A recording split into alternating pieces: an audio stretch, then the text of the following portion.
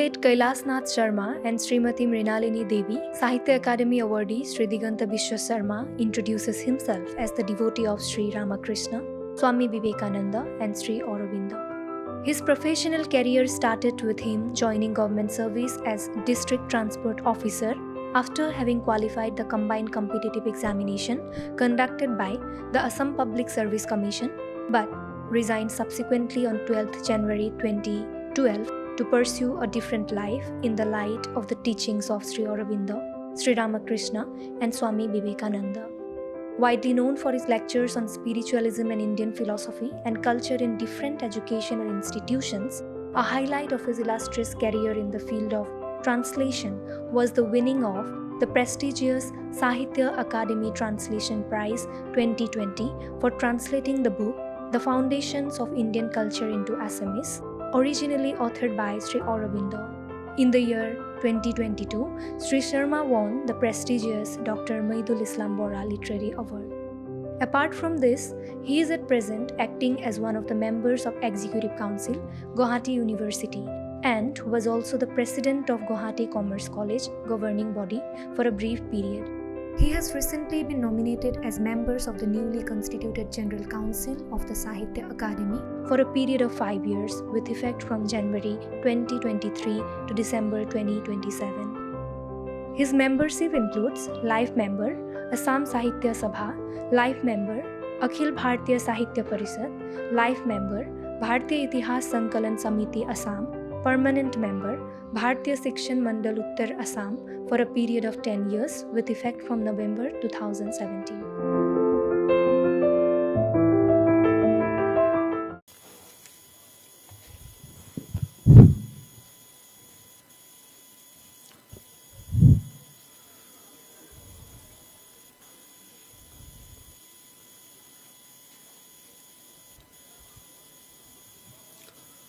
নমস্কাৰ মঞ্চত উপবিষ্ট এই ঐতিহ্যমণ্ডিত বিশ্ববিদ্যালয়ৰ সন্মানীয় অধ্যাপিকা ডক্টৰ সংগীতা বৰঠাকুৰ মহোদয়া, এই সভাগৃহত উপস্থিত ইণ্টেলেকচুৱেল ফৰাম অফ নৰ্থ ইষ্টৰ সমূহ বিষয়ববীয়াবৃন্দ, এই বিশ্ববিদ্যালয়ৰ অধ্যাপক অধ্যাপিকাবৃন্দ, উপস্থিত সুধীবৃন্দ আৰু বিভিন্ন স্থানৰ পৰা আহি ইয়াত উপস্থিত হোৱা যুৱ প্ৰতিনিধিসকল, মই বক্তৃতাৰ আৰম্ভণিতেই 2-3টা কথা স্পষ্টীকৰণ দি ল'ব বিচাৰিছো। মই পণ্ডিত নহয়, neither am I a scholar nor do I possess scholarship. Then why this audacity on my part? I have a sense of offering anything and everything at the lotus feet of the Supreme Divine Mother. And this sense of surrender is the sole strength of my audacity. Bhaktita, once it was a tendency in my youth. Mur koihurat, mur jaubanat, bhaktita মোৰ এটা প্ৰবৃত্তি আছিল। আজি আৰু বক্তৃতা মোৰ জীৱনৰ প্ৰবৃত্তি নহয়।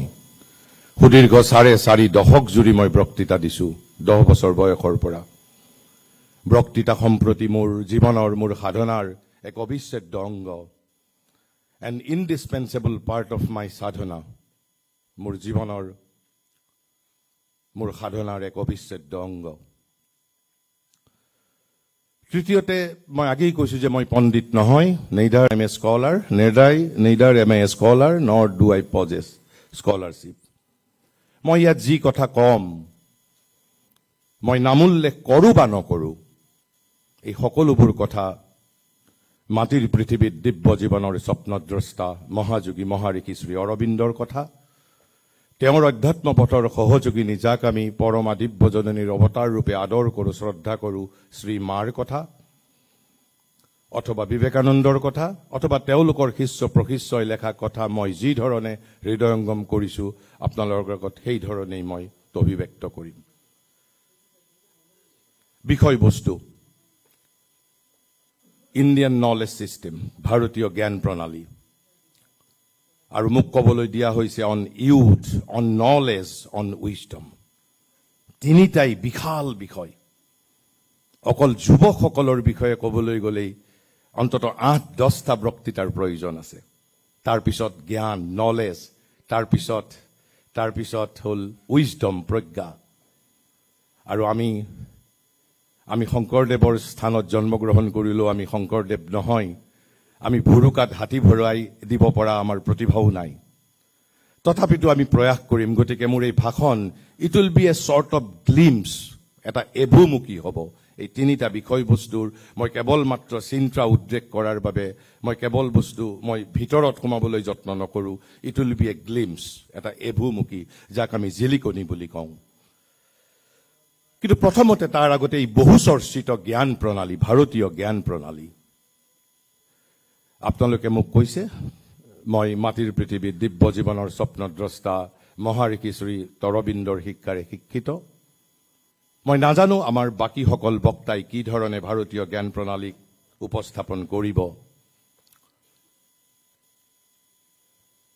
মহাঋষিয়ে এবাৰ কৈছিল যে বৰ্তমানৰ পৃথিৱীত আমি যিসমূহ পৰিৱৰ্তন দেখিবলৈ পাইছোঁ, চেঞ্জেছ উই হেভ চিন, basically this changes R intellectual, Morrell and physical. এতিয়াও এইখন পৃথিৱী আধ্যাত্মিক পৃথিৱী নহয়। আৰু সকলোতকৈ সুখৰ কথা, দুৰ্ভাগ্যৰ কথা বা সৌভাগ্যৰ কথা, this is an age we are living in, this is purely a commercial age, এয়া বাণিজ্যতন্ত্ৰৰ যুগ। কিন্তু মোৰ যিটো দৃষ্টিভংগী, আধ্যাত্মিক দৃষ্টিভংগী, মই যিখন ভাৰতবৰ্ষৰ কথা কল্পনা কৰোঁ, মোৰ বাবে ভাৰতবৰ্ষ তিনিখন আছে। এখন ছাৰ্ফেচ ইণ্ডিয়া, এখন ইনাৰ ইণ্ডিয়া আৰু এখন ইনমষ্ট ইণ্ডিয়া। ইনমষ্ট ইণ্ডিয়াই ভাৰতীয় জ্ঞান প্ৰণালী বুলি ক'লে আমি কি বুজো? ভাৰতীয় জ্ঞান প্ৰণালী বুলি ক'লে মই খুব থোৰতে ক'বলৈ যত্ন কৰিছোঁ। তাৰ আগত মহাঋষিৰ এখন কিতাপ আছে, এখন সৰু কিতাপ, দি ব্ৰেইন অফ ইণ্ডিয়া। মই ভাবোঁ ভাৰতৰ মস্তিষ্ক, দি ব্ৰেইন অফ ইণ্ডিয়া, এনে বিষয়ৰ ওপৰত মহাঋষি শ্ৰী অৰবিন্দৰ বাহিৰে আন কোনেও আলোকপাত কৰা নাই। আৰু ইয়াত তেওঁ এই 4টা মাত্ৰ সৰু সৰু প্ৰবন্ধ আছে 18-20 পেজৰ ভিতৰত। ইয়াত সমস্ত কথা লেখা আছে। এক প্ৰকাৰ ক'বলৈ গ'লে মহাপুৰুষ শংকৰদেৱৰ গুণমালা বুলি ক'ব পাৰোঁ আমি। এই কিতাপখনৰ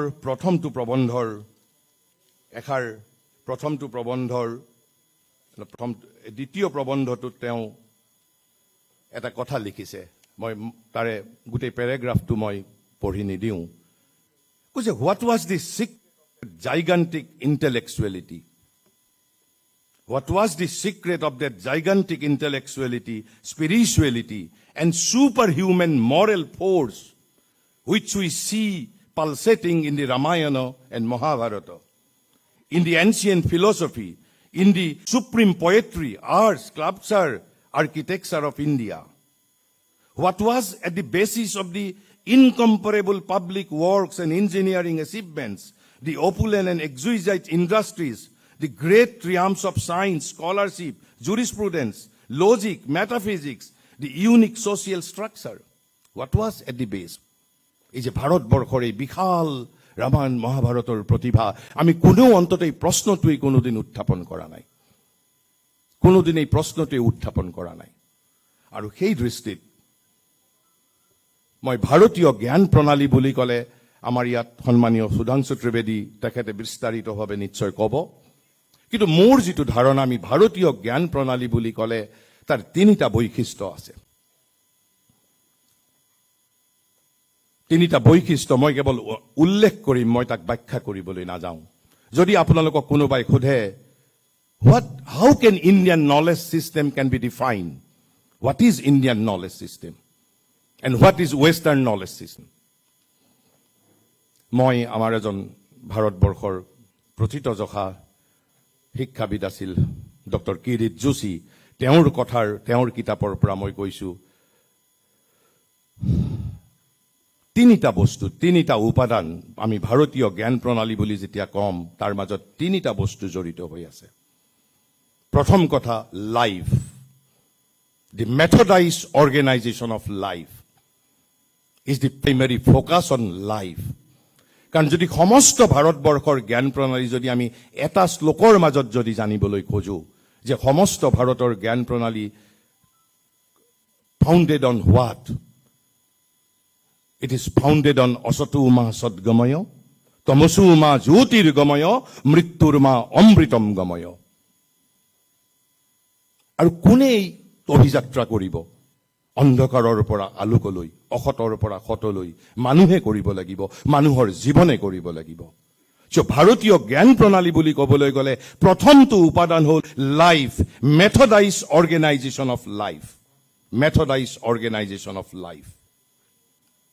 ইয়াৰ ভিতৰত বহু কথা আছে, মই মোৰ নিৰ্দিষ্ট বিষয়বস্তুলৈ যিহেতু আহিব লাগিব, মই সেই বিষয়ে আৰু মই আলোকপাত নকৰোঁ, কেৱল মাত্ৰ মই উপাদানটো কৈছোঁ। The methodised organisation of life, not subject, not development, nothing else, but the life is being focused, life, methodized organization of life. Also, and life has to be asatu ma sadgamaya, tamasu ma jyotirgamaya, mrittur ma amritam gamaya.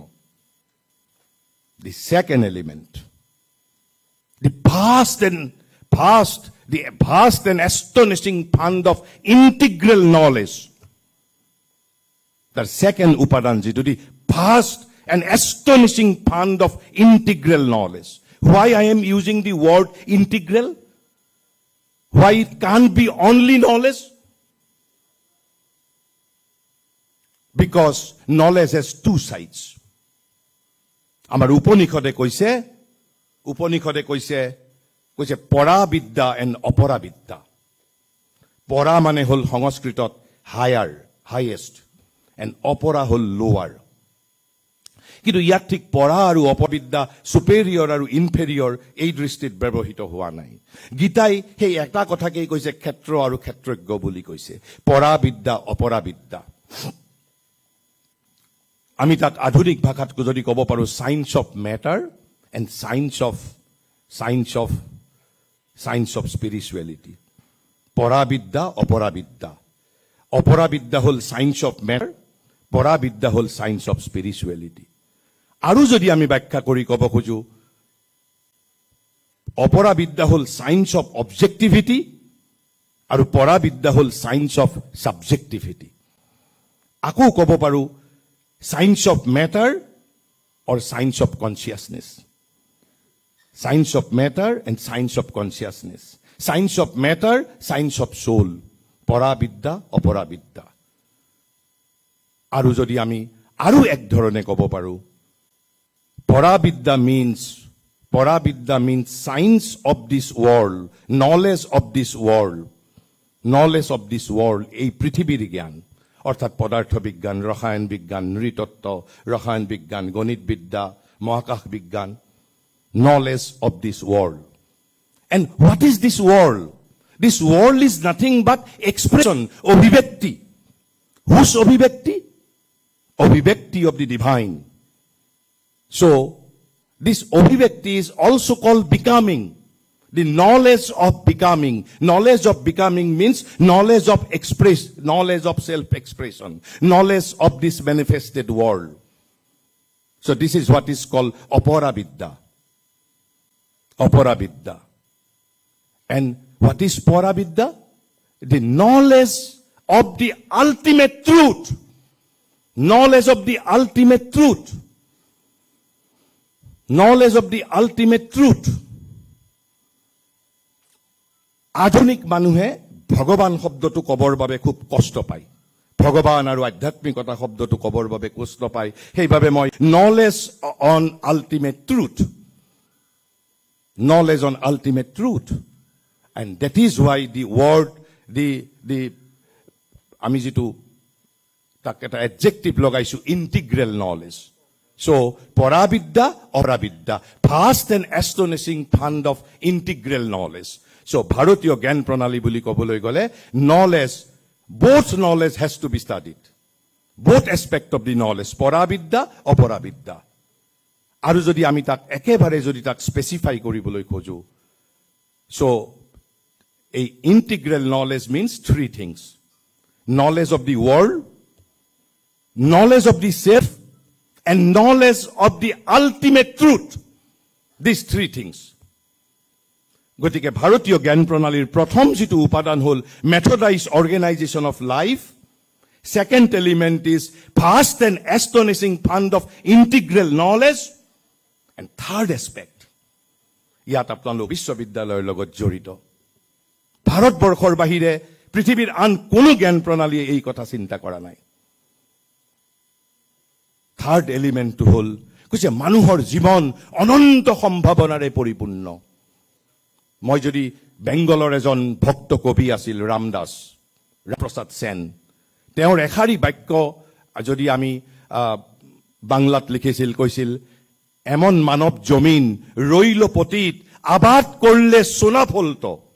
মই অসমীয়া কৰিছিলোঁ, এই ভাৰতীয় সংস্কৃতিৰ ভিত্তিত আছিল যিখন মই অনুবাদ কৰিছিলোঁ, যে এনেহেন মানৱ পথাৰ পৰিৰল চন চহুৱা হলে সোণগুটি ওলালহেঁতেন ফুটি. অৰ্থাৎ এই যে মানৱ জীৱন, এমন মানৱ জমিন ৰৈল পতিত, আমি মানৱৰ জীৱনটোক কৰ্ষণ কৰাই নাই, মানৱ জীৱনটোক খেতি কৰাই নাই. মেন কেন ইভেন বিকাম ব্ৰহ্মণ, মেন কেন ইভেন বিকাম ব্ৰহ্মণ. মানুহৰ ভিতৰত অনন্ত সম্ভাৱনা ভিতৰত পুঞ্জীভূত হৈ আছে. অনন্ত সম্ভাৱনা, অনন্ত গুণ আমি ভগৱানে আমাক অনাথ কৰি জন্ম দিয়া নাই. So, perfection and expression of potentialities latent within the being. ভাৰতীয় জ্ঞান প্ৰণালীৰ এয়া হ'ল আনটো উপাদান. এই তিনিটা যদি আমি বুজো, যে প্ৰথমটো হ'ল methodised organisation of life, vast and astonishing fund of integral knowledge, and third one is expression and perfection of potentialities latent within the being. And what is the procedure? Procedure is hearing. Knowledge or procedure hol hearing, অর্থাৎ হল শ্রবণ. But শ্রবণ has to be followed by মনন and নিধিধ্যাসন. Sravana is not the ultimate, not the only pedagogy, is not the process of only pedagogy. Sravana, that is to say hearing, has to be followed by manana, that is to say reflection, and the nididhyasana. Nididhyasana means meditation. So, Bharatiya Indian pedagogy also is consisting of three elements: Sravana, Manana, and Nididhyasana. Hearing, then reflection, then meditation. Nididhyasana. আৰু আমি যেটো বৈদিক প্ৰণালী বুলি কওঁ, বৈদিক প্ৰণালী মানে ভাৰতীয় জ্ঞান প্ৰণালী. What is that? In a very simple word, যদি আমি ক'ব খোজো, what is বৈদিক প্ৰণালী? বেদৰ উদ্দেশ্য হ'ল to seek after truth. To seek after truth. But seeking after truth is the first step. Seeking after truth is the first step. Seeking after truth has to be followed by realization of the truth. But this is not all. Realization of truth has to be followed by becoming the truth. I have to become the truth. And when I become the truth, it is called wisdom. Realization is the knowledge. And seeking after truth is a sort of acquiring information, etc. So, আমি যেটা বৈদিক প্ৰণালী বুলি কওঁ, ভাৰতীয় জ্ঞান প্ৰণালীৰ বৈদিক প্ৰণালী বুলি কওঁ, it consists of three elements or three steps. Seeking after truth, realization of the truth, then experience or becoming the truth. And what is the exact meaning of becoming the truth? মই যদি সময় থাকে পৰৱৰ্তী সময়ত মই এটা সৰু সাধু কথা এটা কৈ মই মোৰ বক্তব্য শেষ কৰিম, আৰু তাৰ মাজত এই উইজডমৰ অৰ্থটো আমি তেতিয়া হৃদয়ঙ্গম কৰিব পাৰিম.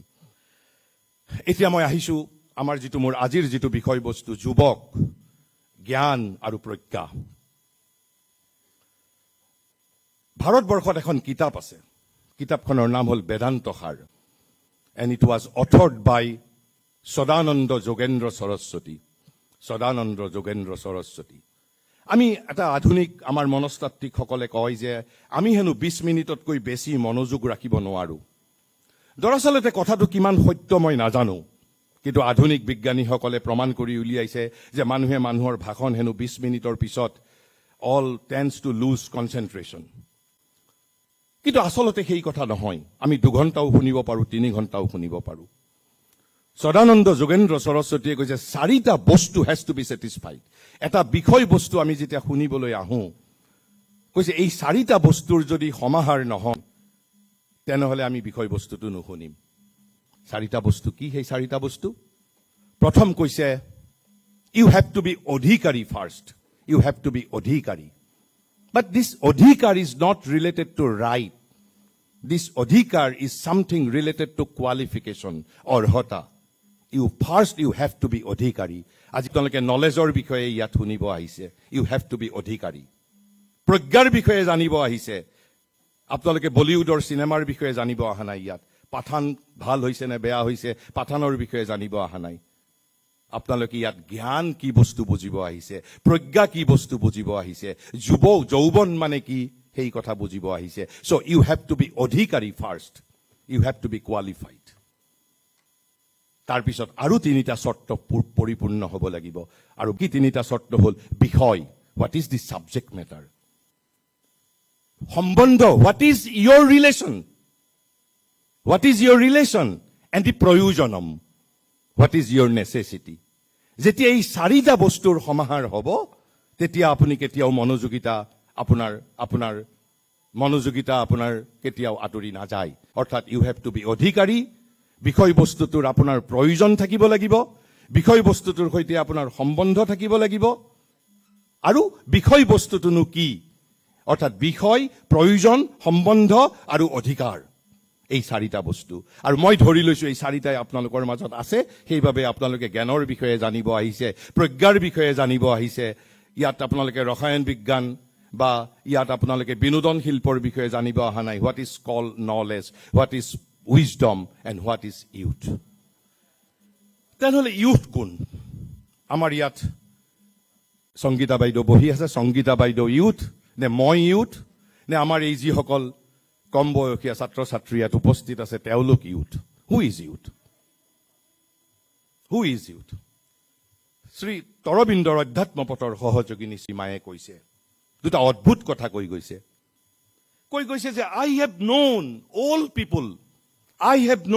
all people of 20 and young of 70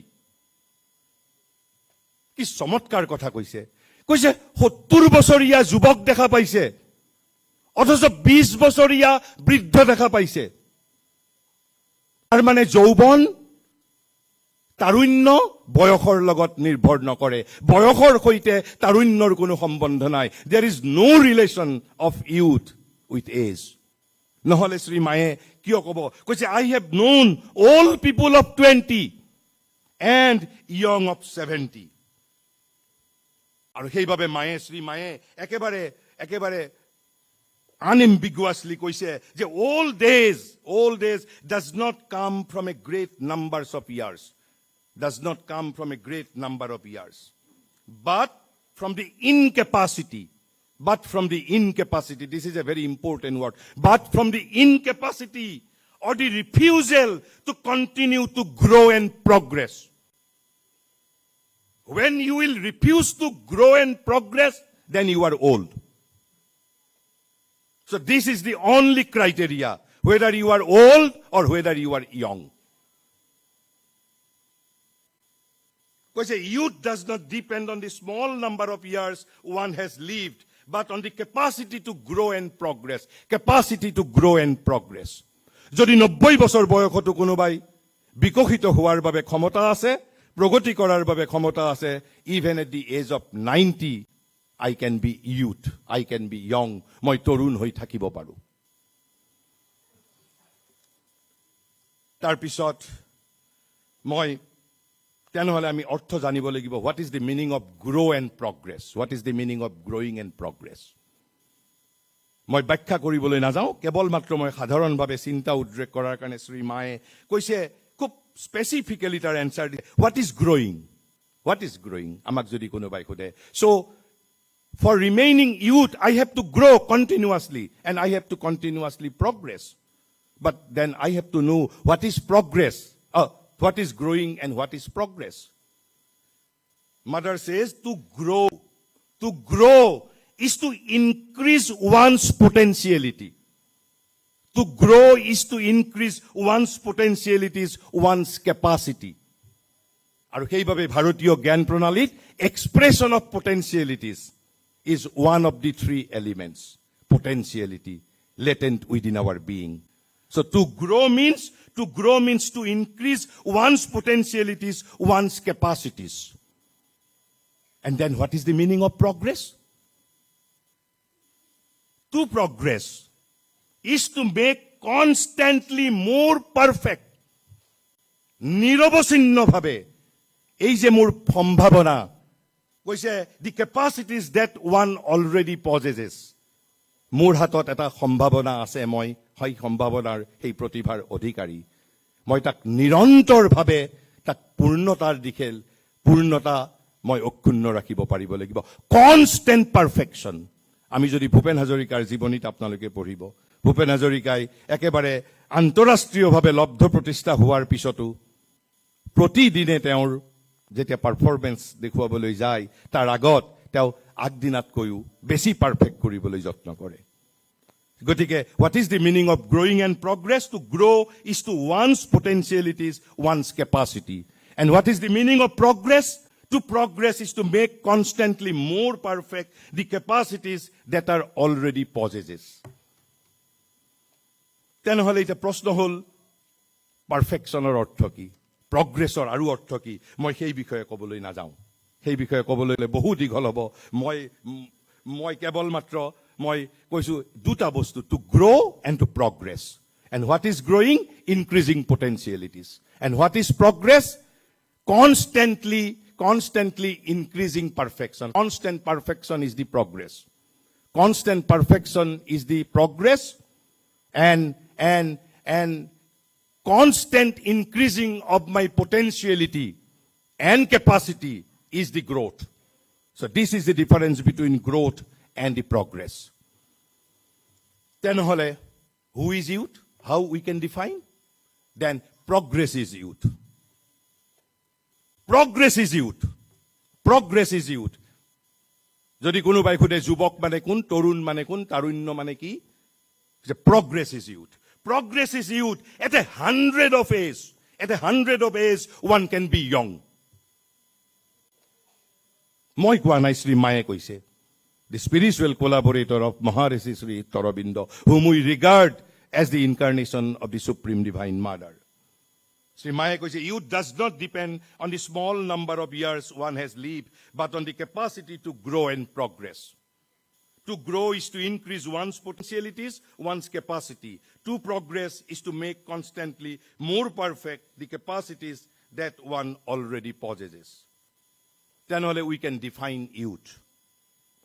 Who is youth then?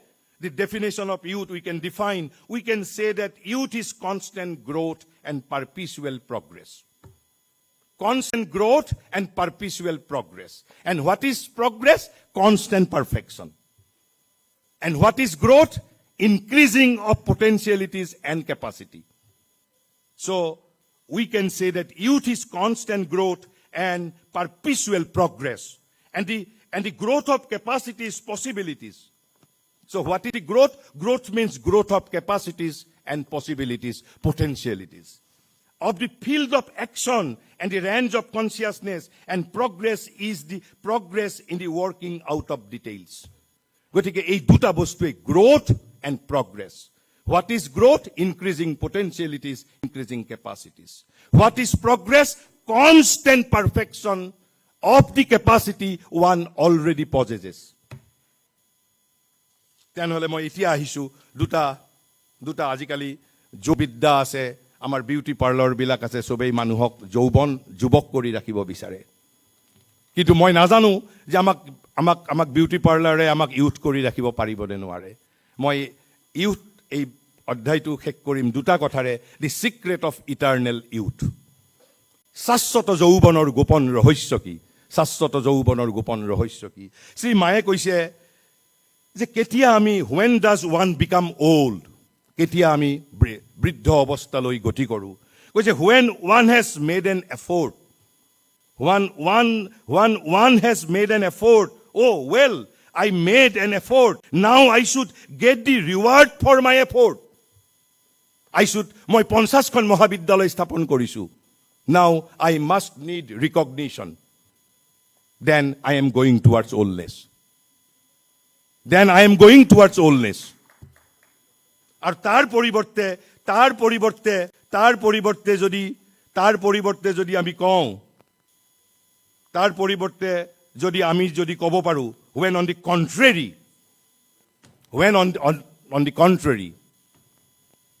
you are convinced that what you know. মই 3টা বিষয়ত PhD পাইছো, 3টা ডিলিট পাইছো, মই অংকত 100ৰ ভিতৰত 110 পাইছো. আর তার পিছতো যদি মই কওঁ যে when on the contrary you are convinced that what you know is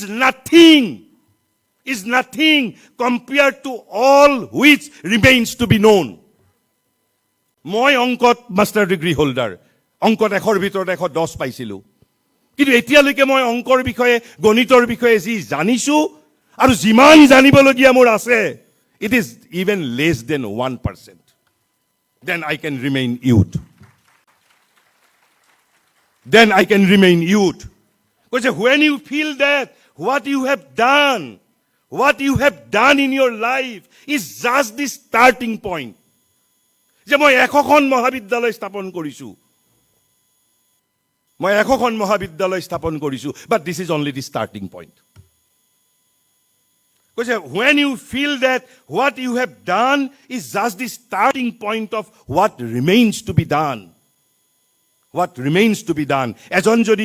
এজন যদি গীতিকাৰে ভাবে মই 5000 গান লিখিলো at the age of 80, now I must get recognition, I must now get Padma Shri, then he will be becoming old.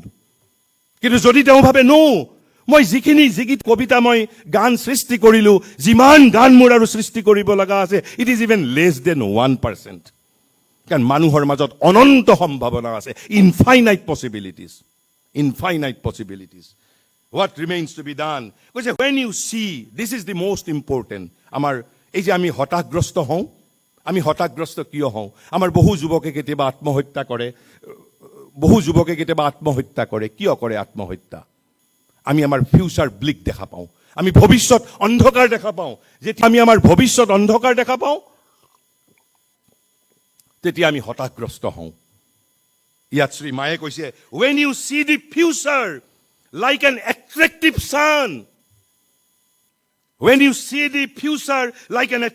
sun, shining with the innumerable possibilities, not one or two, যে মোৰ বাবে এনে এক ভৱিষ্যত আছে, এই ভৱিষ্যতে মোৰ বাবে অনন্ত সম্ভাৱনা ৰাখি থৈছে, আৰু তেতিয়া মই কোনোদিন হতাশ নহওঁ. তেতিয়া কৈছে, when you see the future like an attractive sun shining with the innumerable possibilities yet to be achieved, then I can remain young. Then you are young, however many are the years you have passed upon earth, young and rich with all the realization of tomorrow. তেনেহলে we can summarize what is the secret of eternal youth. Beauty parlor cannot ensure secret. আমাৰ শাশ্বত যৌৱন তেওঁলোকে অক্ষুণ্ণ ৰাখিব নোৱাৰে. But then who can? What can? Because progress as the goal of life. Far secret. Progress as the goal of life. মই একেবাৰে ভাৰত ৰত্ন পোৱাৰ পিছতো, মই ক্ৰিকেটত 50টা সেঞ্চুৰী, টেষ্ট সেঞ্চুৰী কৰাৰ পিছতো, progress has to be my goal. Even Shri মায়ে মাক এবাৰ সুধিছিল, why we are on this earth? What is our very purpose? আমি এই যে জগতত আছো, what is our purpose? Shri মায়ে দিছিল, there is only one word answer. Why we are on this earth? যদি আমাক কোনোবাই সোধে, শ্ৰী মায়ে কৈছে, there is only one word. We are here on this earth for progress. Progress is the only agenda. Economic progress, cultural progress, educational progress, spiritual progress, cultural progress in any respect. Progress is the only agenda. And what is progress? Constant perfection of the capacities one already possesses. So progress has to be goal of your life. Not becoming UPSC clear kora cannot be your goal. Tenohole that দ্বিতীয় কৈছে constant rebirth into a new life. যোৱাকালি যিটো দিন গ'ল. Today I am a new person. And I have to know how to be reborn in every moment. মই সেইবোৰ ব্যাখ্যা কৰিবলৈ নাযাওঁ এতিয়া. মই কেৱল মাত্ৰ কৈছো it will be a glimpse, এভুমুকি. কৈছে যে constant rebirth into a new life is the secret of eternal youth. And the third, insatiable thirst for progress. ভোকাতুৰ হৈ থাকিব লাগিব, হাংগ্ৰি হৈ থাকিব লাগিব. For what? অতৃপ্ত, insatiable thirst for progress. Even at the age of 90. Even at the age of 90. তাৰপিছত 4 number কৈছে conviction of limitless possibility of progress. I must have the conviction. The progress is limitless. Progress is infinite. So these 4 are the secret of eternal youth. The progress as goal of life, constant rebirth into a new life. Number 3, insatiable thirst for progress and conviction of limitless possibility of progress. These 4 are the secret of eternal youth. Then, why we so much focus on youth? মই 2টা coat কৰিম মহাৰিষিৰ, and it is self-explanatory. আমি যে বাৰে বাৰে যে আমি যুৱকসকলৰ ওপৰত গুৰুত্ব দিওঁ, যুৱক মানে তৰুণৰ ওপৰত. Why on youth, not on old? আমি যুৱকৰ ওপৰত কিয় গুৰুত্ব দিওঁ আমি? কাৰণ মহাৰিষি কৈছে young must be the builders of the new world. এই যে G20ত আমি এই মেছেজ পঠিয়াব পাৰিব লাগিব, কৈছে young must be the builders of the new world. এয়া মোৰ কথা নহয়, মহাৰিষিৰ কথা. And let me quote. কৈছে our call is to young India. এয়া কেতিয়া কৈছিল? 100 বছৰ আগতে, যেতিয়া when he was the leader, he was the vanguard of the Swadeshi movement. কৈছে our call is to young India. It is the young who must be the builders of the new world, not those who accept the competitive individualism, the capitalism, or the materialistic communism of the West as India's future ideal. So materialistic communism is not the future ideal of India. Competitive individualism is not the future ideal of India. Capitalism is not the future ideal of India. But then, what is our future ideal? Maharishi continues, nor those who are enslaved to all religious formula, who are enslaved to all religious formula and cannot believe in the acceptance and transformation of life by the Spirit. So, asatuma sadgamaya tamasuma jyotirgamaya has to take place. So, the acceptance and transformation of life by the Spirit. So, methodized organization of life is the first element of India's knowledge system. But all those who are free in mind, আমাক কেনেকুৱা যুৱক লাগে, কেনেকুৱা তৰুণ লাগে, but all those who are free in mind and heart to accept a complete truth and labor for a greater ideal, they must be men who will dedicate themselves not to the past or the present, but to the future. We are children of the past, possessor of the present, but the creator of the future. We are committed to the future only, says SHRI Aurobindo. Because they will need to consecrate their lives to an exceeding of their lower self. We are to exceed from our lower self to the realization of God in themselves and in all human beings. This is what is called Vasudhaiva Kutumbakam. I have to see you in me, and I have to see myself in you. This is what is called Vasudhaiva Kutumbakam. So, and to a whole-minded and indefatigable labor for the nation and for the humanity. Indefatigable labor, oklanta porishram. Then, what is the importance of being youth? আমি কিয় কওঁ যে যুৱকসকলেহে কেৱল মাত্ৰ গঢ়িব পাৰিব, দেশ গঢ়িব পাৰিব, জাতি গঢ়িব পাৰিব। কৈছে the future belongs to the young. The future belongs to the young. It is a young and new world which is now under process of development. And it is the young who must create it. But it is also a world of truth. আমি বহুতে আজি যিমানেই হত্যা, লুণ্ঠন, ধৰ্ষণ নাথাকক কিয়, ভৱিষ্যতৰ পৃথিৱী, ফিউচাৰ উইল বি এ লিউবিডিয়াছ future. And that conviction we must have. But it is also a world of truth, courage, justice, lofty aspiration, and straightforward fulfillment which we seek to create. For the coward, for the self-seeker, for the talker who goes forward at the beginning and afterward leaves his fellow in the lurch, there is no place in the future of this movement. So coward have no future. Self-seeker has no future in this movement. A brave, then what type of youth we need? Brave. A brave, frank, kind-hearted, courageous and aspiring youth is the only foundation. মহাৰিষিয়ে শব্দ word ব্যৱহাৰ কৰিছে, only কেনেকুৱা youth? A brave, frank, clean-hearted, courageous and aspiring youth is the only foundation on which the future nation can be built. মই আৰু বহু কথা ক'ব পাৰোঁ, মই ইয়াতেই youth মোৰ যিটো টপিক, youth মই ইয়াতেই সমাপ্ত কৰিছোঁ। Now let me move on to knowledge. Knowledge is very difficult. মই আগতেই কৈছোঁ, অলপ ইতিমধ্যেই মই ভাৰতীয় জ্ঞান প্ৰণালীৰ বিষয়ে কওঁতে জ্ঞানৰ বিষয়ে অলপ তপৰাবিদ্যাৰ কথা কৈছোঁ। মই প্ৰথমতে অলপমান জ্ঞানৰ বিষয়ে অলপমান ফিলচফিকেলি দাৰ্শনিকভাৱে ক'ম, আৰু তাৰপিছত একেবাৰে মই practically the difference between information, knowledge and wisdom. ভাৰতবৰ্ষত উপনিষদবিলাককেই জ্ঞানৰ গ্ৰন্থ বুলি কোৱা হয়। উপনিষদবোৰক জ্ঞানৰ গ্ৰন্থ বুলি কোৱা হয়। কিন্তু জ্ঞান গভীৰতৰ ভাৰতীয় অৰ্থত কৈছে in the profounder Indian sense of the word জ্ঞান. And what is that profounder sense? What is that profounder sense? It is being derived from Mahari's Foundations of Indian Culture book. মই আগতেই কৈছোঁ, ইয়াত মোৰ নিজৰ কথা, মই কেৱল বাৰ্তাবহ, মই পণ্ডিত নহয়, মোৰ কোনো পাণ্ডিত্যও নাই।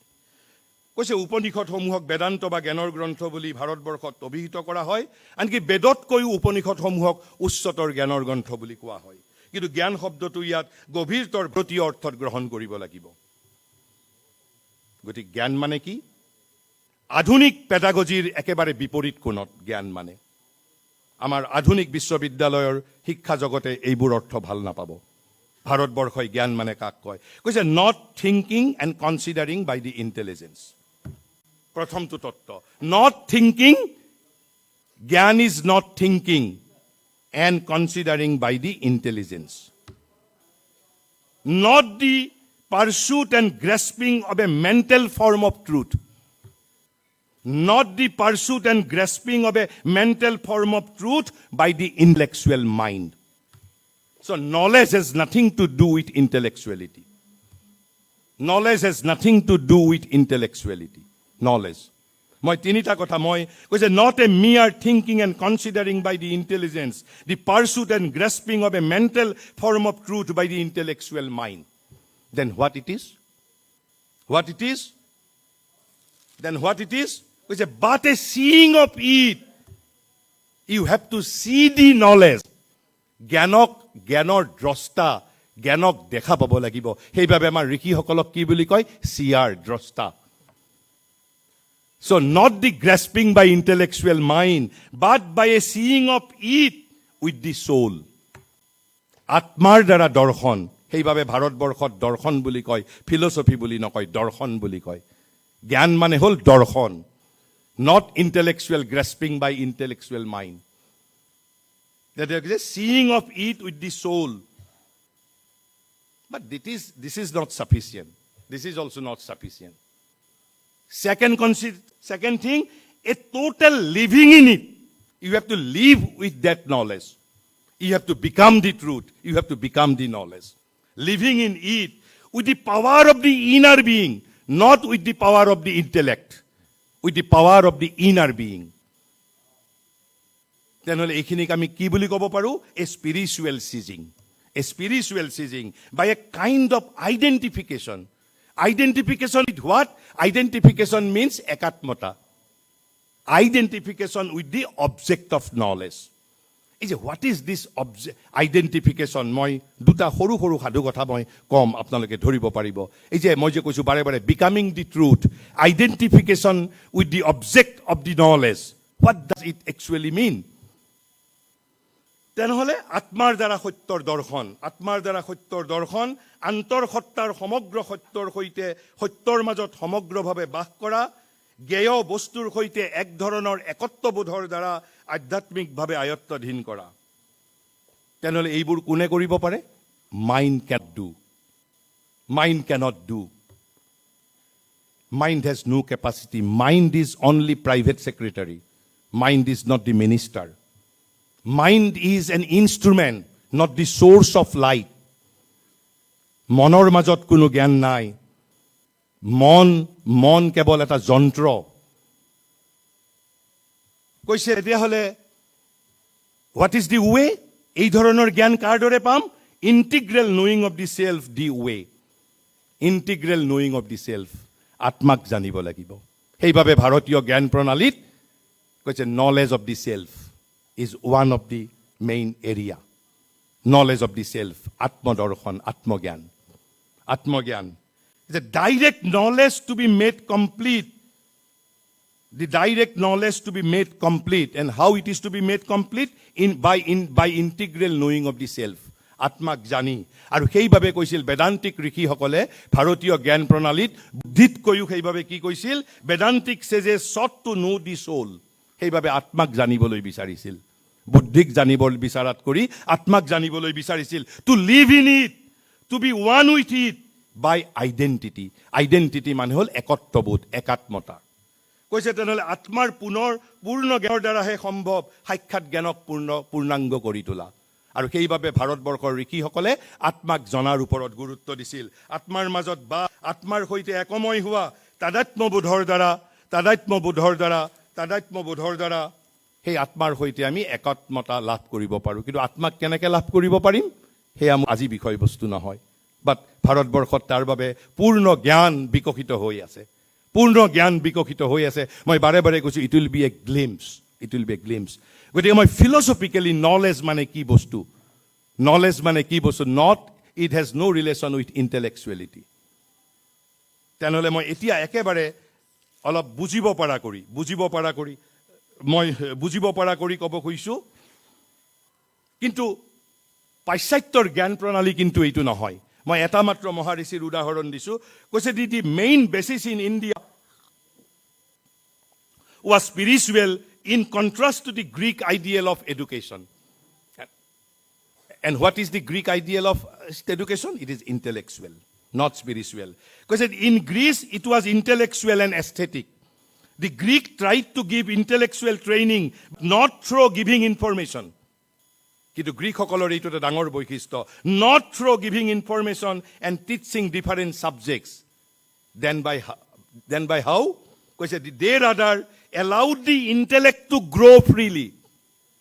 Rather they allowed the intellect to grow freely, and there was an atmosphere in which capacities and activities could grow. গতিকে অলপমান পাশ্চাত্যৰ আন জাগাৰ শিক্ষাতকৈ গ্ৰীকৰ শিক্ষা পদ্ধতিৰ মাজত অলপ এটা পাৰ্থক্য আছে। তেনেহ'লে মই নলেজৰ বিষয়ে বহু কথা ক'বলগীয়া থাকে, কিন্তু মই ইমানবোৰ কথা ক'বলৈ নাযাওঁ। মই এতিয়া ভাৰতীয় জ্ঞান প্ৰণালীৰ ক্ষেত্ৰত আৰু মই দুটা কথা কৈ মই শেষ কৰিব বিচাৰিছোঁ। মানে ইনফৰমেশ্যন, নলেজ আৰু উইজডম। একেবাৰে আমি এই যিটো আমাৰ জ্ঞানৰ যিটো দৰ্শন, এই জ্ঞানৰ দৰ্শনৰ ওপৰত ভিত্তি কৰি আমি একেবাৰে ইণ্টেলেকচুৱেলি আমি ইনফৰমেশ্যন, নলেজ আৰু উইজডমক কেনেকৈ ব্যাখ্যা কৰিম। কিন্তু তাৰ আগত ভাৰতীয় জ্ঞান প্ৰণালীৰ আৰু এটা ডাঙৰ তত্ত্ব আমি জানিব লাগিব। একৰ্ডিং টু ইণ্ডিয়া, ইয়াত যদি মই এটা কথা যদি মই কোট কৰোঁ, ইয়াত শিক্ষকসকল will be antagonised if I utter a sentence. যদি মই কওঁ teacher spoils everything by thinking that he is spoiling. The teacher spoils everything by thinking that he is teaching.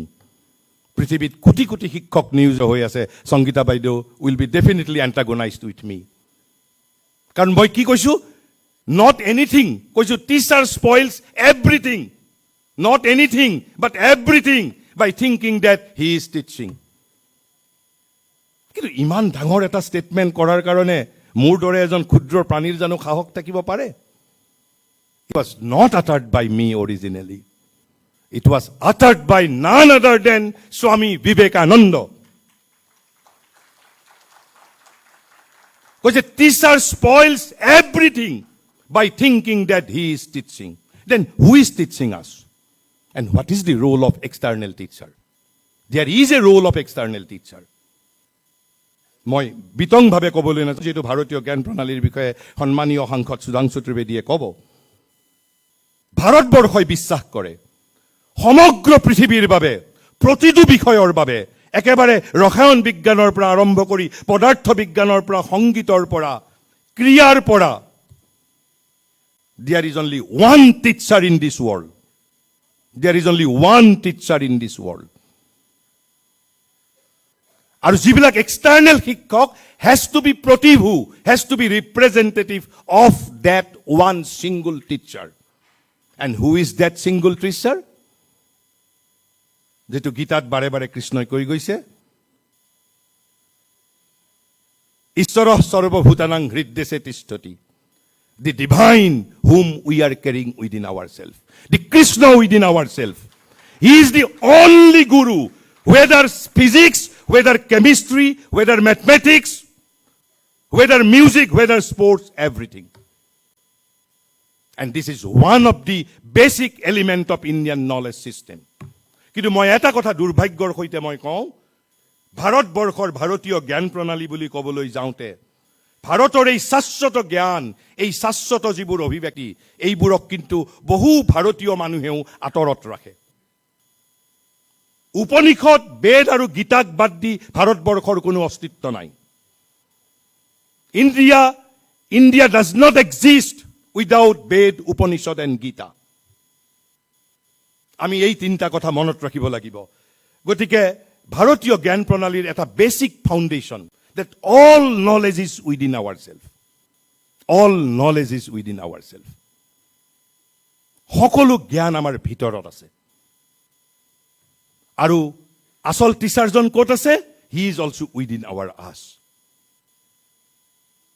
An external teacher কাম কি to connect me with my real teacher.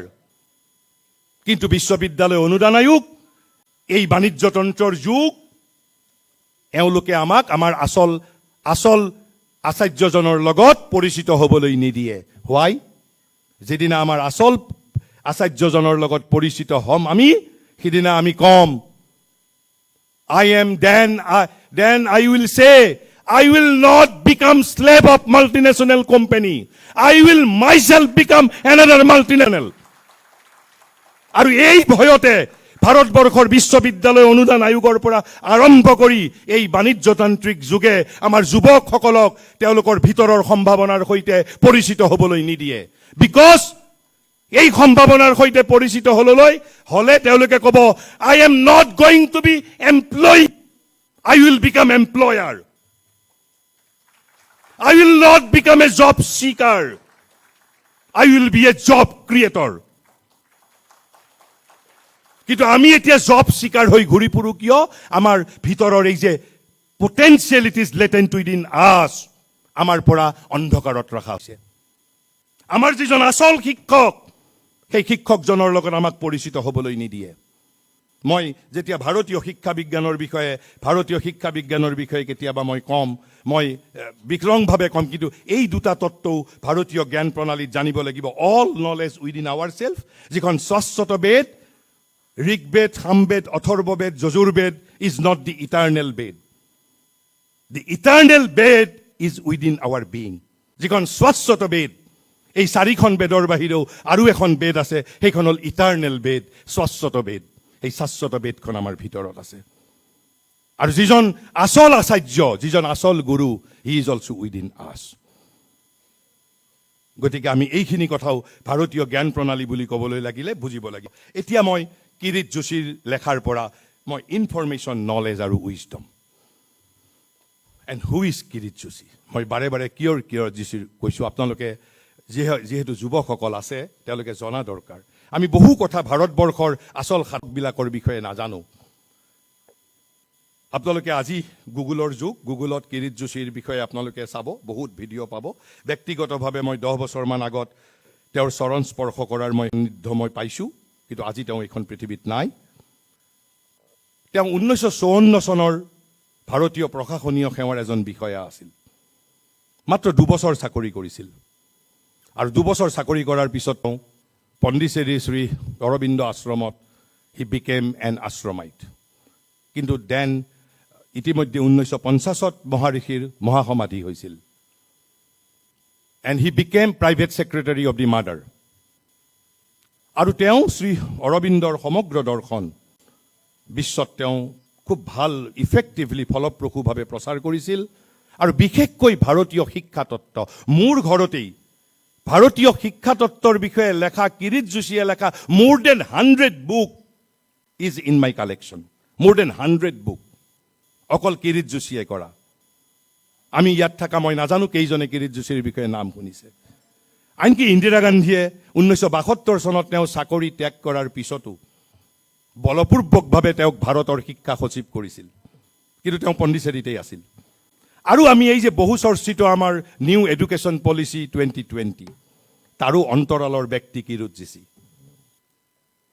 আমি বহুতেই জানো বা বহুতে নাজানো, হি ৱাজ, যেতিয়ালৈকে আমাৰ সন্মানীয় প্ৰধানমন্ত্ৰী নৰেন্দ্ৰ মোদী গুজৰাটৰ সন্মানীয় মুখ্যমন্ত্ৰী হৈ আছিল, Kirit Joshi was his adviser to education. কিন্তু তেওঁ পণ্ডিচেৰীতেই আছিল। আজি প্ৰধানমন্ত্ৰী মোদী ডাঙৰীয়াৰ ভাৰতীয় জ্ঞান প্ৰণালীৰ ওপৰত যে অগাধ দখল, মই নিশ্চিত তাৰ অন্তৰালৰ ব্যক্তি হ'ল কিৰিট যোশী। আৰু 72 চনত তেওঁ আনকি ইউনেস্কোৰ শিক্ষা বিষয়ক 2-3খন কমিটিত গৈ উপাধ্যক্ষ হৈছিল। মই সেই কিৰিট যোশীৰ লেখাৰ পৰাই মই অলপমান আপোনালোকক জনাব বিচাৰিছোঁ যে ইনফৰমেশ্যন, নলেজ আৰু উইজডম। সাধাৰণভাৱে আমি কথাটো যেতিয়া কওঁ যে knowledge is not information, even wisdom is not knowledge, গতিকে আমি কেৱল যিটো মই দৰ্শনৰ কথা ক'লোঁ, জ্ঞানৰ দৰ্শনৰ কথা ক'লোঁ, তাত বাহিৰে আন জ্ঞানক ভাৰতবৰ্ষই স্বীকাৰ কৰা নাই নেকি? আমি ইতিমধ্যেই কৈছোঁ যে ভাৰতবৰ্ষই পৰাবিদ্যা, অপৰাবিদ্যা অৰ্থাৎ দুটাকেই স্বীকাৰ কৰিছে, সেইবাবে ইণ্টিগ্ৰেল নলেজ বুলি কৈছে। তেওঁ কৈছে যে information, what is information? What is information per se? কৈছে any article that is presented to our awareness and which is grasped as such, that is information. কি ক'লে তেনেহ'লে? তথ্য মানে কি? Any article that is presented to our awareness, which is grasped as such.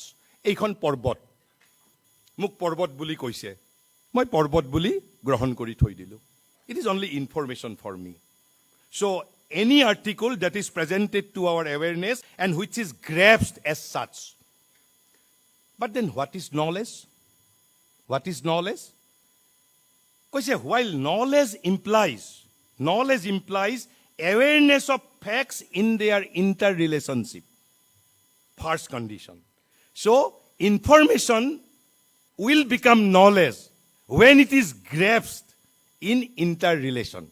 Tamne, oh, this is parbot, this is not river. So interrelation, that has to be grasped in their interrelation. So information has to be, so awareness of facts in their interrelationship, in their context, in their significance, and in their meaning. And also intellectual and critical reflection thereon. Then it is knowledge. তেনেহ'লে আগত আমাৰ আত্মাৰ দৰ্শনৰ দ্বাৰা তাৰ লগত আমাৰ বস্তুটো মিলা নাই, হয়নে? কাৰণ কিয় মিলা নাই? ইয়াত এতিয়ালৈকে কিৰিট যোশীয়ে যিটো নলেজ কৈছে, অৰ্থাৎ আমাৰ অপৰাবিদ্যাৰ কথা কৈছে, অপৰা নলেজৰ কথা কৈছে, অৰ্থাৎ but still it is not information. So' in order to be a knowledge, a information can be transformed into knowledge. How? Awareness of facts in their interrelationship, in their context, in their significance, and in their meaning, as also intellectual and critical reflection thereon. So, the word knowledge is applied in Indian tradition, যেটো আমি ইতিমধ্যে আলোচনা কৰিছোঁ, সেই বিষয়ে আমি এটা ক'বলৈ নাযাওঁ। কিন্তু আমি যদি intellectually যদি knowledge মানে কি জানিব খোজো, awareness in their interrelation, awareness in the context, awareness in their significance, awareness in their meaning. But when it is only information, when it is presented to our awareness and grasped as such. তেনেহ'লে knowledge ভাৰতীয় দৃষ্টিত আমি যিটো knowledge বুলি ক'লোঁ, এইটোও knowledge, অৰ্থাৎ আৰু এই ধৰণৰ যিটো এৱেৰনেছ ইন দিয়াৰ ৰিলেশ্যন, ইণ্টাৰ ৰিলেশ্যন, ইন দিয়াৰ কণ্টেক্সট, ইন দিয়াৰ ছিগনিফিকেঞ্চ, ইন দিয়াৰ মিনিং, তাৰমানে knowledge of physics, knowledge of chemistry, knowledge of music, knowledge of mathematics, etcetera etcetera. But in Indian tradition, what is knowledge? In order to be knowledge, there has to be growth. There has to be a growth. There has to be a new being. There has to be a new life. Transformation has to take place. Osatuma sadgamaya, tamasuma jyotirgamaya, mritturma amritamma has to take place. So then in Indian tradition, what is knowledge? Knowledge means a luminous growth. Eta vikah, jyotisman vikah, luminous growth into the higher state of being, into the higher state of being. Now I am being driven by mental consciousness. মানসিক চেতনাৰ ওপৰত আছে higher mind, higher মাইণ্ডৰ ওপৰত আছে ইলুমাইন mind, ইলুমাইন মাইণ্ডৰ ওপৰত আছে ইলুমাইন মাইণ্ডৰ ওপৰত আছে ইনটিউটিভ মাইণ্ড, ইনটিউটিভ মাইণ্ডৰ ওপৰত আছে অভাৰ মাইণ্ড। আৰু যদি মই এইবোৰ হ'ল মহাৰিষিয়ে ব্যৱহাৰ কৰা তেওঁৰ একেবাৰে চাইক'লজিৰ তেওঁৰ মানে মডাৰ্ণ টাৰ্ম, কিন্তু যদি আমি ভাৰতৰ উপনিষদৰ পৰা যদি এই মই যিটো ক'লোঁ মনৰ ওপৰত উচ্চতৰ মানস, উচ্চতৰ মানসৰ ওপৰত জ্যোতিৰ মানস, জ্যোতিৰ মানসৰ ওপৰত বুদ্ধি মানস, বুদ্ধি মানসৰ ওপৰত অধি মানস, ভাৰতীয় জ্ঞান প্ৰণালীত উপনিষদত আমাৰ 5টা কোষৰ কথা কৈছে, পঞ্চকোষৰ কথা কৈছে। প্ৰথম কৈছে আমাৰ অন্নময় কোষ, অন্নময় কোষৰ পিছত কৈছে প্ৰাণময় কোষ, প্ৰাণময় কোষৰ পিছত কৈছে মনোময় কোষ, মনোময় কোষৰ পিছত কৈছে বিজ্ঞানময় কোষ, বিজ্ঞানময় কোষৰ পিছত কৈছে আনন্দময় কোষ। যেনেকৈ আমি কলেজত আহিলে এছিষ্টেণ্ট প্ৰফেচাৰ হৈ যোগদান কৰোঁ, যদি 30 বছৰ এছিষ্টেণ্ট প্ৰফেচাৰ হৈ ৰিটায়াৰ কৰোঁ, আমিতো অসন্তুষ্ট হ'ম। আমাক প্ৰমোশ্যন লাগে নে নালাগে, আমাক গ্ৰ'থ লাগে নে নালাগে? I have to become associate, I have to become professor, I have to become principal, I have to become vice chancellor. ঠিক সেই ধৰণে নলেজতো মোৰ জীৱনৰো এটা গ্ৰ'থ লাগিব, জীৱনৰো প্ৰমোশ্যন লাগিব। So then knowledge then it means a luminous growth into the higher state of being by the outshining of the light of integral reality. তেনেহ'লে knowledge is a light. তেনেহ'লে আমি গম পালোঁ knowledge is a light by which we grow into our true being, into our true being. Through knowledge we grow into our true being. আমাৰ যিটো আচল সত্তা। এতিয়ালৈকে আমি আমাৰ নাজানো আমাৰ খং ক'ৰ পৰা উদ্ভূত হয় নাজানো, ভোক কিয় লাগে নাজানো, পৰীক্ষাত ফেল কৰিলে কিয় মই হতাশ হওঁ নাজানো, কাৰণ পৰীক্ষাত ফেল কৰা প্ৰতিজনটো হতাশ নহয়। কিয় মই হিংসা কৰোঁ নাজানো, কিয় মোৰ লোভ মই নাজানো, কাৰণ আমি আমাৰ আচল সত্তাৰ বিষয়ে আমাৰ কোনো জ্ঞানেই নাই, আমাৰ অকল পদাৰ্থবিদ্যাৰ জ্ঞান আছে। এজন rapist can be a physicist, এজন ফিজিচিষ্ট হ'বৰ কাৰণে my life need not to be transform. মই জ্ঞানৱান হ'ব নালাগে, মোৰ যদি ইণ্টেলেক্ট থাকে মই গণিত, ৰসায়ন বিজ্ঞান, পদাৰ্থবিদ্যা একেবাৰে চোৰ হৈও মই পাৰদৰ্শী হ'ব পাৰিম।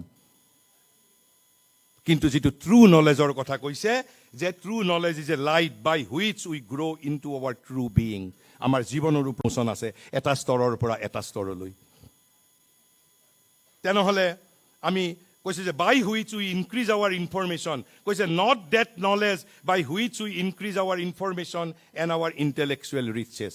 গতিকে যিটো নলেজ লাইট বুলি আমি কেতিয়া ক'ম, যিটো আমাৰ ইণ্টেলেকচুৱেল ৰিচনেছ আৰু ইনফৰমেশ্যন ইনক্ৰিজ কৰে সেইটো আলোক নহয়, সেইটো পোহৰ নহয়।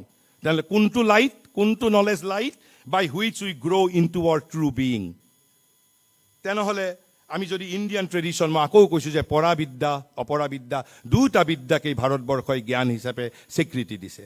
তেনেহ'লে আমি এই যদি এতিয়া আমি অপৰাবিদ্যাৰ কথাত যদি কওঁ, তেনেহ'লে নলেজ বুলি ক'লে আমি কি বুজিব পাৰোঁ? Scientific knowledge, psychological knowledge, philosophical knowledge, ethical knowledge, aesthetic knowledge, worldly and practical knowledge. These are also' knowledge. But these are not the true knowledge. What is true knowledge? What is true knowledge? By which we grow into our true being.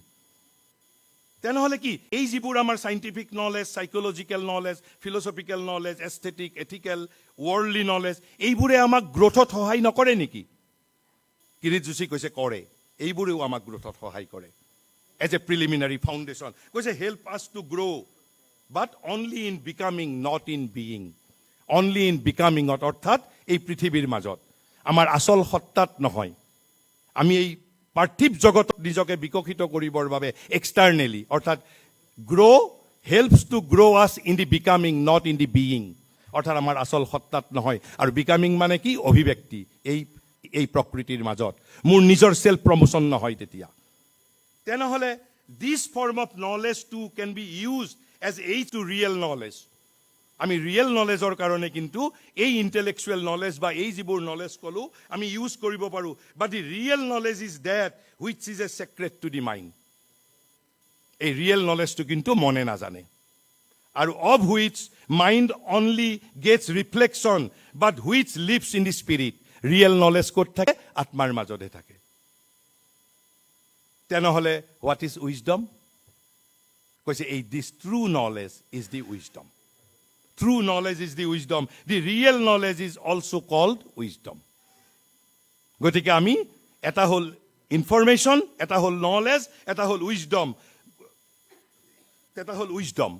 এটা প্রশ্ন হল ভাৰতবৰ্ষৰ পেডাগজিত, ভাৰতীয় শিক্ষা প্ৰণালীত, ভাৰতীয় জ্ঞান প্ৰণালীত ইনফৰমেশনক নলেজলৈ ৰূপান্তৰিত কৰাৰ বাবে, নলেজক প্ৰজ্ঞালৈ ৰূপান্তৰিত কৰাৰ বাবে উপায় আছে নে নাই? কৈছে in India we have pedagogy by means of which learning to know can gradually be transformed into learning to develop intellectual knowledge so is to mature into wisdom.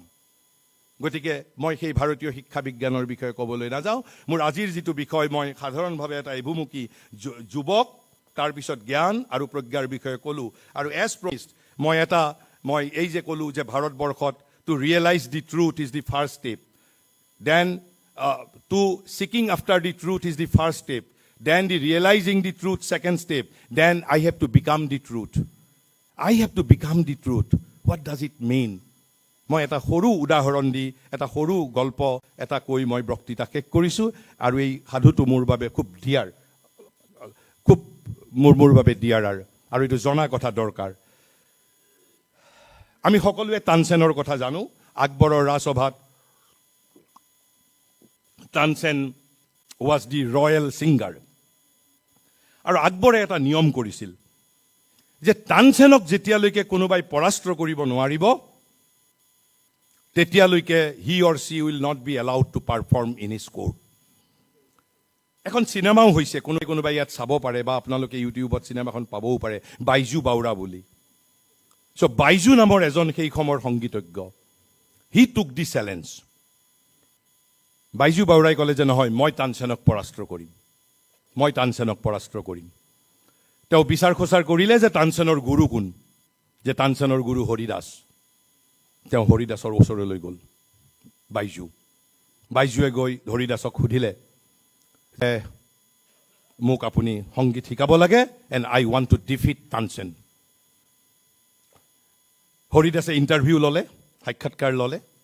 সাক্ষাৎকাৰ লৈ বাইজুক ক'লে যে তোমাৰ সকলো গুণ আছে, সকলো প্ৰতিভা আছে, সকলো গুণ, সকলো প্ৰতিভা আছে to become a great artist, to great singer, but still you cannot defeat Tansen. বাইজুৱে সুধিলে হোৱাই? বিকজ হৰিদাসে কৈছে you cannot hope to defeat music, because Tansen is not a singer, he is not a musician, he is himself a music. He is himself music. এই যে ক'লো to becoming the truth, কৈছে Tansen is himself music. So' you cannot hope to defeat Tansen. Baiju উভতি আহিল। উভতি অহাৰ পিছত বাইজুৱে কিন্তু সংগীতৰ চৰ্চা এৰি দিয়া নাই।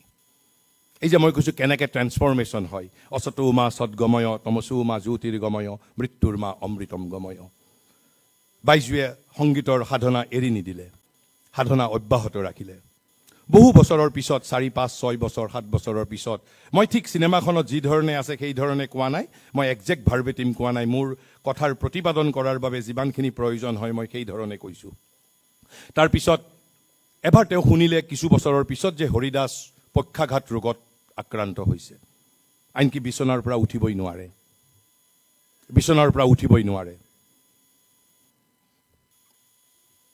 তেতিয়া বাইজু হৰিদাস থকা জাগালৈ গৈছে, আৰু হৰিদাসে সদায় যিটো কৃষ্ণ মন্দিৰত সংগীত পৰিৱেশন কৰিছিল, সেই কৃষ্ণ মন্দিৰটোলৈকে বাইজু গৈ তাত গান গাবলৈ আৰম্ভ কৰিছে। দুৰ্দান্ত সংগীত পৰিৱেশন, আৰু সেই দুৰ্দান্ত সংগীত পৰিৱেশনত গুৰু কিছু দূৰত, নাতি দূৰত, পক্ষাঘাত, বিচনাৰ পৰা উঠিব নোৱাৰে।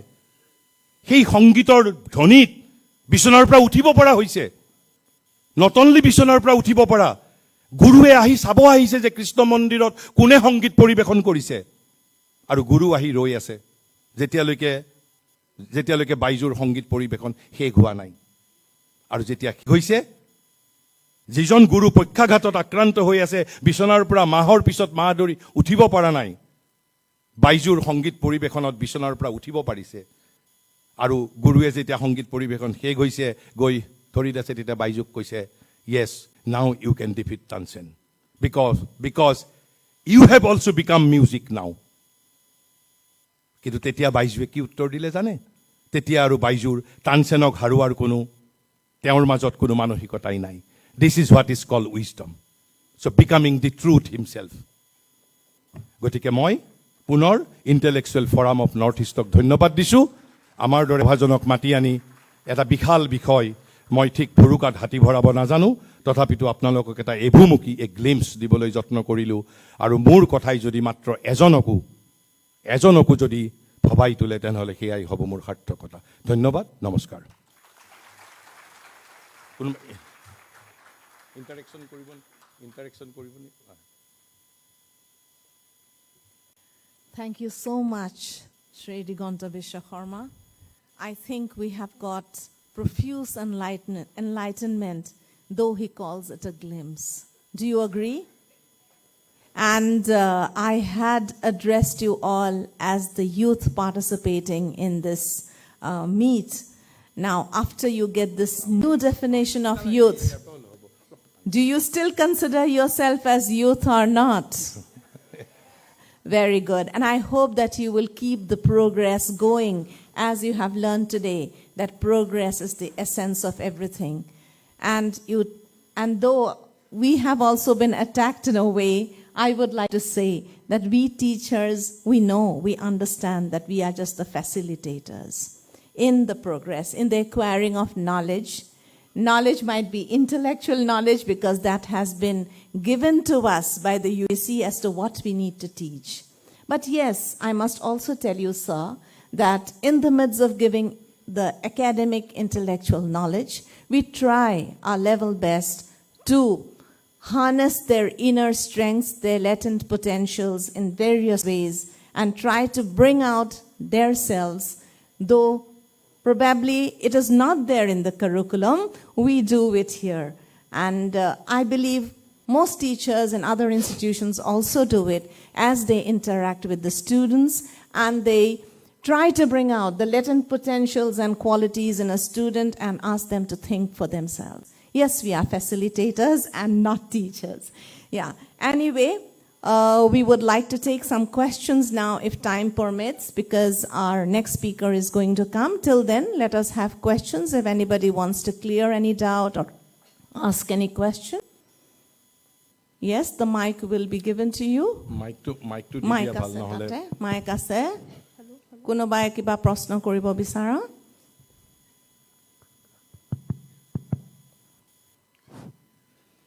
Good afternoon, sir. Yes. My name is Rajesh Shivam. I am from Pragjyotish College. And my question is, will it be right to define knowledge as a measure of maturity and wisdom? What? Maturity and? Sir, will it be right to define knowledge as a measure for maturity and wisdom? Maturity and wisdom. Yes, sir. To kolo, when there will be growth, when there will be luminous growth, when there will be promotion of your being, then it is knowledge, then it is also the maturity. So knowledge is definitely a maturity. So without maturity, how we can call one to be a knowledgeable? So knowledge is definitely without maturity, we just can't have knowledge. So knowledge means definitely maturity. Because information is only awareness of facts. Because information is only awareness of facts presented to our awareness. And the knowledge, information will become knowledge when it is grasped in their interrelation, in their context. And just I have mentioned you the story of Baiju. Baiju have become matured. Becoming truth means becoming matured. So knowledge means maturity. Okay? Thank you. Good afternoon, sir. মই জাগিৰোড মহাবিদ্যালয়ৰ পৰা আহিছোঁ। মোৰ নাম শ্ৰী উজ্জ্বলমণি তালুকদাৰ। মোৰ প্ৰশ্নটো এনেকুৱা যে আমি জ্ঞান লৈছোঁ, আমি নিজৰ দেউতা বুলি মাৰিবলৈ মানে লাজ কৰোঁ। আজিৰ সমাজত দেখা পোৱা মতে মানে বহুতো ল'ৰা আছে যিয়ে নিজৰ বাপেকক পাপা বুলি কয় আৰু বাৰ্থডেৰ দিনাখন মানে সমাজুৱাকৈ কেক কাটি কিনে নিজকে মানে মহান বুলি জানিব মানে ট্ৰাই কৰে, মানে যে মই মহান। মানে সেইটো মই পাশ্চাত্য সমাজৰ লগত জড়িত থকা বুলি ভাবোঁ। আৰু মই অসমীয়া হিচাপে আমি নিজৰ দেউতা বুলি মাতিবলৈ লাজ কৰিব নালাগে। মানে আৰু যে বেদৰ কথা ক'লে, মই বেদৰ বিষয়ে অলপ জানিব বিচাৰোঁ, মানে বেদৰ যিখিনি মানে সাৰ মৰ্ম অলপমান ক'লে ভাল পাম। ধন্যবাদ। আপোনাৰ যিখিনি অভিব্যক্তি সেইখিনিৰ লগত মই সমৰ্থক, মই সেইখিনি মই সমৰ্থন কৰিছোঁ। আৰু এয়া কিয় হৈছে? কাৰণ আমি পাশ্চাত্য জ্ঞান প্ৰণালীৰ দ্বাৰা পৰিচালিত হৈছোঁ, পাশ্চাত্য সংস্কৃতিৰ দ্বাৰা পৰিচালিত হৈছোঁ, ভাৰতীয় জ্ঞান প্ৰণালীৰ পৰা আমি আঁতৰি গৈছোঁ। আৰু সেইবাবেই নতুন শিক্ষানীতিত যুৱ সমাজক ভাৰতীয় জ্ঞান প্ৰণালীৰ ওচৰ চপাই নিয়াৰ বাবে এটা বিনম্ৰ প্ৰয়াস কৰা হৈছে। আৰু দ্বিতীয়তে আপুনি বেদৰ বিষয়ে জানিব বিচাৰিছে। বেদৰ বিষয়ে ক'ব পৰা মই এতিয়াও যিটো ক'লোঁ, মই প্ৰথমতেই এই সৰস্বতী যোগানন্দ